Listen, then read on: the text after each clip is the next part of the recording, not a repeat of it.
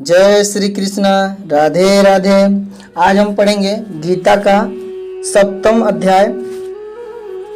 इस अध्याय में श्री भगवान बोले कि हे पार्थ, अनन्य प्रेम से मुझ में आसक्ति चित्त तथा अनन्य भाव से मेरे परायण होकर योग में लगा हुआ तू जिस प्रकार से संपूर्ण विभूति बल ऐश्वर्य आदि गुणों से युक्त सबके आत्मरूप मुझको संशय रहित जानेगा, उसको सुन। मैं तेरे लिए इस विज्ञान सहित तत्व ज्ञान को संपूर्णतया कहूँगा, जिसको जानकर संसार में फिर और कुछ भी जानने योग्य शेष नहीं रह जाता। हजारों मनुष्यों में कोई एक मेरी प्राप्ति के लिए यत्न करता है और उन यत्न करने वाले योगियों में भी कोई एक मेरे परायण होकर मुझको तत्व से अर्थात यथार्थ रूप से जानता है। पृथ्वी, जल, अग्नि, वायु, आकाश, मन, बुद्धि और अहंकार भी इसी प्रकार यह 8 प्रकार से विभाजित मेरी प्रकृति है। यह 8 प्रकार के भेदों वाली तो अपरा अर्थात मेरी जड़ प्रकृति है। और हे महाबाहो, इससे दूसरी को जिससे यह संपूर्ण जगत धारण किया जाता है, मेरी जीव रूपा परा अर्थात चेतन प्रकृति जान। हे अर्जुन, तू ऐसा समझ कि संपूर्ण भूत इन दोनों प्रकृतियों से ही उत्पन्न होने वाला है और मैं संपूर्ण जगत का प्रभाव तथा प्रलय हूँ, अर्थात संपूर्ण जगत का मूल कारण हूँ। हे धनंजय, मुझसे भिन्न दूसरा कोई भी परम कारण नहीं है। यह संपूर्ण जगत सूत्र के मुनियों के सदृश मुझ में गुथा हुआ है। हे अर्जुन, मैं जल में रस हूँ, चंद्रमा और सूर्य में प्रकाश हूँ, संपूर्ण वेदों में ओकार हूँ, आकाश में शब्द और पुरुषों में पुरुषत्व हूँ। मैं पृथ्वी में पवित्र गंध और अग्नि में तेज हूँ तथा संपूर्ण भूतों में उनका जीवन हूँ और तपस्वियों में तप हूँ। हे अर्जुन, तू संपूर्ण भूतों का सनातन बीज मुझको ही जान। मैं बुद्धिमानों की बुद्धि और तेजस्वियों का तेज हूँ। हे भरत श्रेष्ठ, मैं बलवानों का आसक्ति और कामनाओं से रहित बल और अर्थात सामर्थ्य हूँ और सब भूतों में धर्म के अनुकूल अर्थात शास्त्र के अनुकूल काम हूँ। और जो भी सत्व गुण से उत्पन्न होने वाले भाव हैं और जो रजोगुण तथा तमोगुण से उत्पन्न होने वाले भाव हैं, उन सबको तू मुझसे ही होने वाले हैं, ऐसा जान। परंतु वास्तव में उनमें मैं और वे मुझ में नहीं हैं। गुणों के कार्य रूप सात्विक, राजस और तामस, इन तीनों प्रकार के भावों से यह सारा संसार प्राणी समुदाय मोहित हो रहा है। इसलिए इन तीनों गुणों से परे मुझ अविनाशी को नहीं जानता, क्योंकि यह अलौकिक अर्थात अति अद्भुत त्रिगुणमयी मेरी माया बड़ी दुस्तुर है।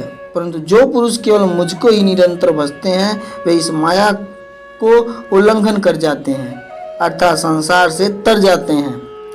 माया के द्वारा जिनका ज्ञान हरा जा चुका है, ऐसे असुर स्वभाव को धारण किए हुए मनुष्य में नीच दूषित कर्म करने वाले मूढ़ लोग मुझको नहीं भजते।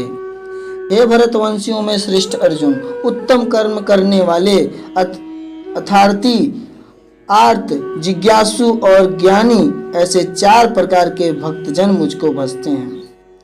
उनमें नित्य मुझ में एक ही भाव से स्थित अनन्य प्रेम भक्ति वाला ज्ञानी भक्त अति उत्तम है, क्योंकि मुझको तत्व से जानने वाले ज्ञानी को मैं अत्यंत प्रिय हूँ और वह ज्ञानी मुझे अत्यंत प्रिय है।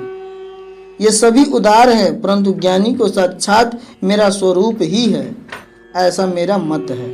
क्योंकि वह मदगत मन बुद्धि वाला ज्ञानी भक्त अति उत्तम गति स्वरूप मुझ में ही अच्छी प्रकार से स्थित है। बहुत जन्मों के अंत के जन्म में तत्व ज्ञान को प्राप्त पुरुष सब कुछ वासुदेव ही है, इस प्रकार मुझको भजता है।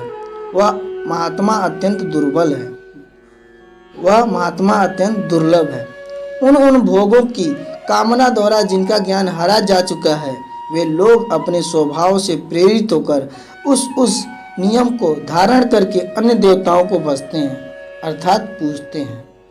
जो सकाम भक्त जिस जिस देवता के स्वरूप को श्रद्धा से पूजना चाहता है, उस भक्त की श्रद्धा को मैं उसी देवता के प्रति स्थिर करता हूँ। वह पुरुष उस श्रद्धा से युक्त होकर उस देवता का पूजन करता है और उस देवता से मेरे द्वारा ही विधान किए हुए उन इच्छित भोगों को निसंदेह प्राप्त करता है। परंतु उन अल्प बुद्धि वालों का वह फल नासमान है तथा वे देवताओं को पूजने वाले देवताओं को प्राप्त होते हैं और मेरे भक्त चाहे जैसे ही भजें अंत में मुझको ही प्राप्त होते हैं। बुद्धिहीन पुरुष मेरे अनुत्तम अविनाशी परम भाव को न जानते हुए मन इंद्रियों से परे मुझे सच्चिदानंद परमात्मा को मनुष्य की भांति जन्म व्यक्ति भाव को प्राप्त हुआ मानते हैं। अपनी योग माया से छिपा हुआ मैं सबके प्रत्यक्ष नहीं होता, इसलिए अज्ञानी जन समुदाय मुझ जन्म रहित अविनाशी परमेश्वर को नहीं जानता, अर्थात मुझको जन्मने वाला मरने वाला समझता है। हे अर्जुन, पूर्व में व्यतीत हुए और वर्तमान में स्थित तथा आगे होने वाले सब भूतों को मैं जानता हूँ, परंतु मुझको कोई भी श्रद्धा भक्ति पुरुष नहीं जानता।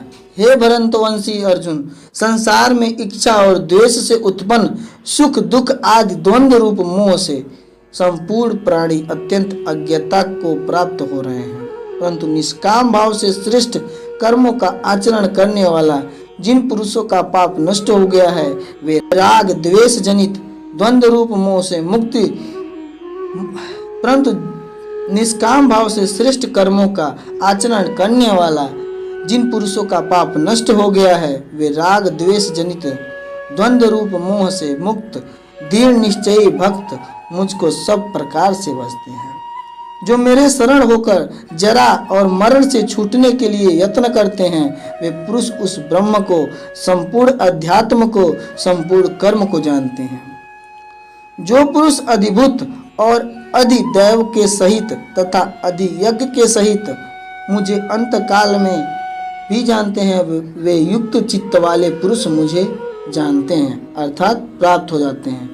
इस प्रकार सप्तम अध्याय श्रीमद् भागवत का यहीं पे समाप्त होता है।